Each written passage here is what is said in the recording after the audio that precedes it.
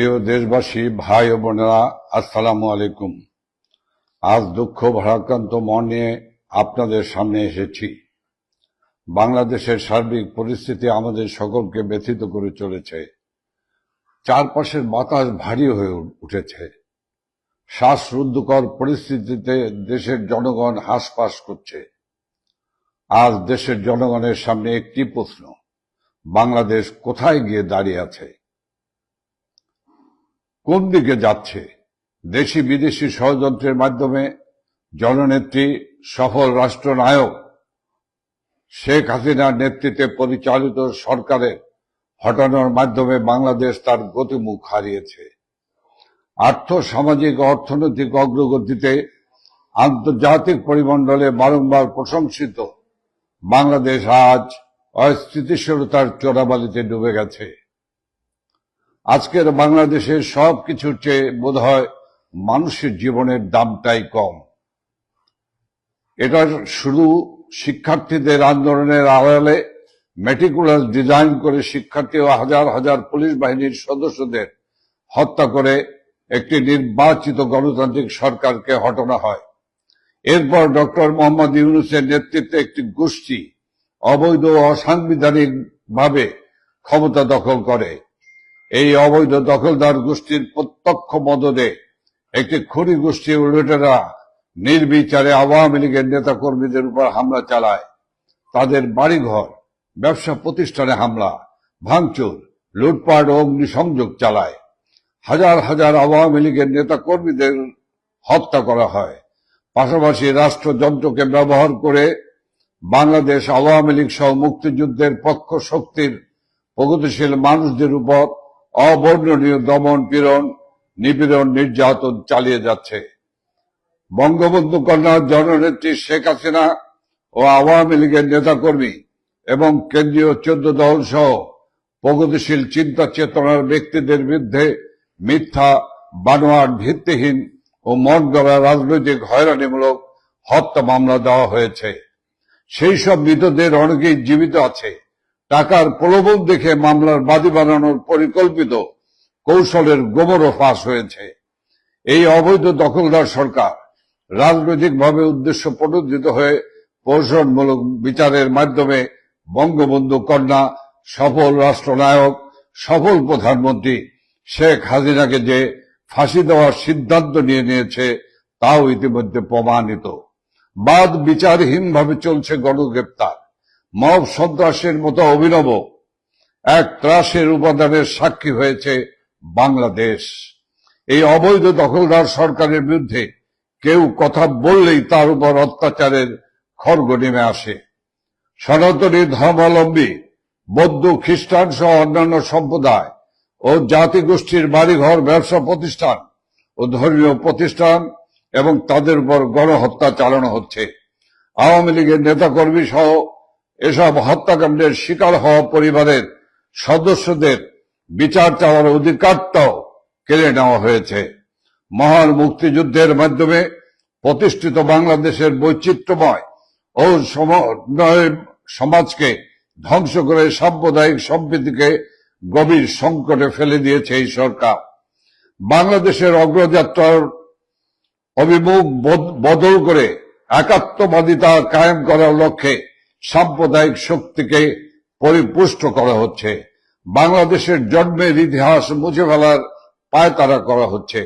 রাষ্ট্রাচার থেকে মুক্তিযুদ্ধের ইতিহাস ও ঐতিহ্যের সঙ্গে সম্পর্কিত দিবস যেমন ঐতিহাসিক 7 মার্চ সংবিধান দিবস, 15 আগস্ট জাতির পিতা বঙ্গবন্ধু শেখ মুজিবুর রহমানের শাহাদাত দিবস বা জাতীয় শোক দিবস সহ অন্যান্য গুরুত্বপূর্ণ দিবস সমূহ বাদ দিয়েছে। জয় বাংলা জাতীয় স্লোগানের রায়ের উপর স্থগিতাদেশ দেওয়া হয়েছে, কিন্তু যে স্লোগান বাঙালির অস্তিত্ব জানান দেওয়ার অনুরণিত হয় সে স্লোগান রুদিবে সাধ্যকার। বাংলার শহর, নগর, বন্দর, গ্রামগঞ্জে জয় বাংলা ছড়িয়ে গেছে। জয় বাংলা গণমানুষের অবিভাজ্য বোধ থেকে রস আস্বাদন করছে নতুন আঙ্গিকে। ধন্যবাদ ও কৃতজ্ঞতা জানাই আওয়ামী লীগের নেতাকর্মী এবং মহান মুক্তিযুদ্ধের চেতনায় বিশ্বাসী দেশপ্রেমিক মানুষদের যারা মৃত্যু ভয়কে উপেক্ষা করে মুক্তিযুদ্ধের আকাঙ্ক্ষার বাংলাদেশ বিনির্মাণের সংগ্রাম চলমান রেখেছে। প্রিয় ভাই ও বন্ধুগণ, আজ বাংলাদেশ গভীর সংকটকাল অতিক্রম করছে। একে তো মানুষের জানমালের নিরাপত্তা নাই, আবার নিত্য প্রয়োজনীয় দ্রব্য সহ সবকিছুর দাম ঊর্ধ্বমুখী। দ্রব্যমূল্যের ঊর্ধ্বগতির ফলে প্রতিনিয়ত দুর্বিষহ হয়ে উঠেছে মানুষের জীবন। বর্তমানে বাংলাদেশে বেঁচে থাকার জন্য সবকিছুতে চড়া মূল্য দিতে হলেও একমাত্র বোধ হয় মূল্যহীন হয়ে পড়েছে মানুষের জীবন। সময়ের সঙ্গে পাল্লা দিয়ে বাড়ে লাশের সংখ্যা। যত্রতত্র ফুলের সুবাস না থাকলেও নাকে ভেসে আসে গলিত অর্ধগলিত লাশের দুর্গন্ধ। এই অবৈধ দখলদার গোষ্ঠী দেশ ধ্বংসের যে সূক্ষ্ম উপায় তারা করছে তার প্রমাণ তাদের প্রতিটি পদক্ষেপ। আন্দোলনের সময় মেটিকুলাস ডিজাইনের অংশ হিসাবে রাষ্ট্রীয় গুরুত্বপূর্ণ স্থাপনার সময়ে অগ্নিসংযোগ ও ধ্বংসযজ্ঞ চালিয়েছিল। তারই অংশ হিসাবে সচিবালয়ের মতো সুরক্ষিত জায়গায় অগ্নিকাণ্ড সংগঠিত করা হয়েছে। সরকারের লাগামহীন স্বেচ্ছাচারিতা ও দুর্নীতির প্রমাণ নিশ্চিহ্ন করতেই এমন নীলনকশা কিনা আমরা জাতির কাছে সেই প্রশ্ন রাখছি। উল্টো এর মধ্যে সরকারের পক্ষ থেকে ষড়যন্ত্র তত্ত্ব আবিষ্কারের অপচেষ্টা করা হচ্ছে। সব জায়গায় আওয়ামী লীগের ভূত দেখার মতো দৃষ্টিভঙ্গি থেকে সরকারের কেউ কেউ আওয়ামী লীগের নেতা কর্মীর উপর দোষ চাপানোর অপতৎপরতা চালাচ্ছে।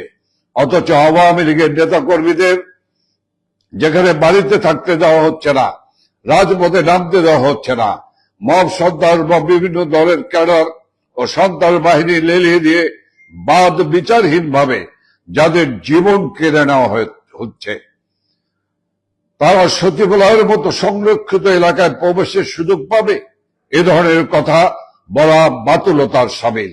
সচিবালয়ে শুধু সিসিটিভি ক্যামেরা না, নাইট ভিশন ক্যামেরাও আছে, তাতে ভিডিও ফুটেজ থাকার কথা। সেই ভিডিও ফুটেজ আমরা জাতির সামনে প্রকাশ করার দাবি জানাচ্ছি। নিরপেক্ষ ও সুষ্ঠু তদন্তের মাধ্যমে এই অগ্নিকাণ্ড সংগঠিত করার সঙ্গে জড়িতদের বিচারের আওতায় আনার দাবি জানাচ্ছি। আজ জনমানসের কথা উঠেছে, যে সরকার জনগণের জানমাল ও সচিবালয়ের মতো গুরুত্বপূর্ণ স্থাপনার নিরাপত্তা দিতে পারে না, সেই সরকারের রাষ্ট্র পরিচালনার নৈতিক বৈধতা নাই। এই সরকারের পদত্যাগ নিয়ে তাই গণদাবি উঠেছে। সেই গণদাবির প্রতি সমর্থন রেখে আমরাও অবৈধ অসাংবিধানিক দখলদার ফ্যাসিস্ট ইউনূস সরকারের পদত্যাগ দাবি করছি। একই সাথে বাংলাদেশ আওয়ামী লীগ সহ মহান মুক্তিযুদ্ধের চেতনায় বিশ্বাসী দেশপ্রেমিক জনগণের প্রতি আবারও ধন্যবাদ ও কৃতজ্ঞতা জানাই, এই জন্য যে তারা সকল দিক থেকে বাংলাদেশের জন্য উৎসাহের এই সময় নিজেদের বিবেকের তাড়না থেকে ফ্যাসিস্ট এই সরকারের বিরুদ্ধে সোচ্চার রয়েছেন। আমরা বিশ্বাস করি সমগ্র জাতির সম্মিলিত বিবেক যতই আহত কখনো পরাজয় স্বীকার করবে না। গতকাল রাষ্ট্রের সর্বোচ্চ গুরুত্বপূর্ণ ভবন সচিবালয় আগুনে স্থানীয় সরকার, পল্লী উন্নয়ন সমবায় মন্ত্রণালয়, সড়ক পরিবহন মন্ত্রণালয়, সেতু, ডাক ও টেলিযোগাযোগ, যুব ক্রীড়া মন্ত্রণালয় এবং শ্রম কর্মসংস্থান মন্ত্রণালয়ের নথিপত্র, কম্পিউটার ও আসবাব পড়ে ছাই হয়ে গেছে। রাষ্ট্রের সর্বোচ্চ নিরাপত্তার মধ্যে এমন ঘটনায় জাতি হতবিহ্বল। লোক দেখানো নয়, জনগণের সুনির্দিষ্ট তথ্য প্রমাণ সহ সঠিক তদন্ত আশা করে। ঘটনার তদন্তে স্বরাষ্ট্র মন্ত্রণালয়ের জ্যেষ্ঠ সচিবকে প্রধান করে একটি উচ্চ পর্যায়ের কমিটি গঠন করা হয়েছে। কমিটিতে ফায়ার সার্ভিস ও সিভিল ডিফেন্স অধিদপ্তরের প্রধানকে সদস্য সচিব করা হয়েছে। এর আগে মন্ত্রিপরিষদ বিভাগ একজন অতিরিক্ত সচিবের নেতৃত্বে 7 সদস্যের একটি তদন্ত কমিটি গঠন করেছিল। পরে এই কমিটি বাতিল করা হয়। বারবার কমিটি গঠন ও পরিবর্তনকে জনগণ আসল ঘটনা ধামাচাপা দেওয়ার অথবা উদরপিণ্ডি বুদর ঘাড়ে চাপানোর অবচেষ্টা বলে মনে করে। ঘটনাস্থলে একজন তথাকথিত সমন্বয়ককে দেখা গেছে, যিনি কিছুদিন আগে একটা টিভিতে সাক্ষাৎকারে স্বীকার করেছে আন্দোলনের সময় আন্দোলনকারীরা মেট্রো রেল সহ বিভিন্ন স্থাপনাতে আগুন দেয়া সহ পুলিশ হত্যাকাণ্ডের সাথে জড়িত ছিল। ঘটনাস্থলে এই সমন্বয়কদের উপস্থিতি সন্দেহের উদ্বেগ করে। হয়তো সরকারের প্রচারণায় সমন্বয়করাই এই ঘটনার সাথে যুক্ত। ঘটনাস্থলে একজন উদ্ধার কর্মী ফায়ার ফাইটার ট্রাক চাপায় নিহত হয়েছে। এটা কি হত্যাকাণ্ড? ইনি কি এমন কিছু দেখে ফেলেছিলেন যা ডক্টর ইউনূসের অবৈধ ফ্যাসিস্ট সরকারের জন্য বিব্রতকর ছিল? রাষ্ট্রের সর্বোচ্চ নিরাপত্তার মধ্যে এমন দুর্ঘটনা সরকারের মেটিকুলাস পরিকল্পনা ছাড়া আদৌ কি সম্ভব? চট্টগ্রামের চিন্ময় কৃষ্ণ দাসকে গ্রেপ্তার কেন্দ্র করে আইনজীবী হত্যার মধ্য দিয়ে সরকার মেটিকুলাসলি দেশে সাম্প্রদায়িক উস্কানির মাধ্যমে ফায়দা নেবার চেষ্টা করেছে। বর্তমানে সচিবালয় অগ্নিসংযোগ কি সরকারের টিকে থাকার আরেকটি অপচেষ্টা? কোটা বিরোধী আন্দোলন করে যারা নিজেরাই ছাত্র কোটায় উপদেষ্টা হয়েছে, শুধু তাদের মন্ত্রণালয় কেন আগুন লাগলো? বিষয়টি অবশ্যই নিরপেক্ষ তদন্তের দাবি রাখে।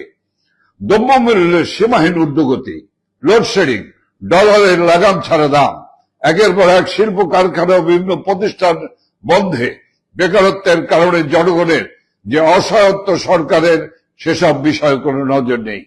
সংস্কার নামে দেশ থেকে বঙ্গবন্ধু মুক্তিযুদ্ধের চেতনা ও আওয়ামী লীগকে নিশ্চিহ্ন করতে ব্যস্ত। বঙ্গবন্ধু আওয়ামী লীগের নেতৃত্বে এই বাংলাদেশ মুক্তিযোদ্ধাদের আত্মত্যাগের বিনিময়ে গঠিত হয়েছে। এদেশে মুক্তিযুদ্ধের চেতনা কেউ মুছে ফেলতে পারবে না। বৃথা চেষ্টা না করে জনদুর্ভোগ কমান, জনগণের যানবাহনের নিরাপত্তা নিশ্চিত করুন। হাজার হাজার পুলিশ সদস্য হত্যাকাণ্ডের সুষ্ঠু বিচার নিশ্চিতে স্বাধীন নিরপেক্ষ বিজ্ঞ ব্যক্তিবর্গের সমন্বয়ে একটি উচ্চ ক্ষমতা সম্পন্ন